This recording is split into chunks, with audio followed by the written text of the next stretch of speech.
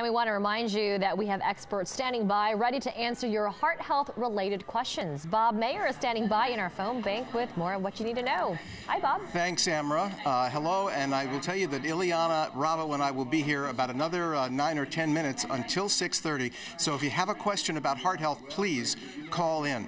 You know, there are 600,000 people who die in this country every year from heart disease, but there are things each of us can do to lower our risk. Cardiologist Curtis Hamburg, Dr. Curtis Hamburg, is here right now with us on the phone now with a caller. Doctor, at what age should we begin to be concerned about heart health?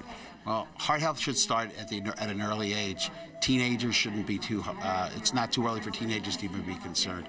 Certainly if there's a lot of risk factors in the family, then heart disease can occur very early. What are some of the main things that we can do as individuals to lower our risk?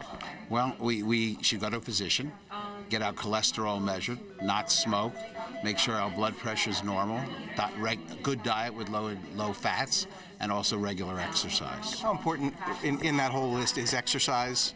It's very important. It works its way through many different risk factors, including diabetes, lipid control, and just getting rid of obesity. Dr. Hamburg, thank you very much. We want to remind you can get free health screenings at GNP locations throughout South Florida. And again, we remind you, go to ruheartsmart.com to learn more and to take a very neat interactive quiz.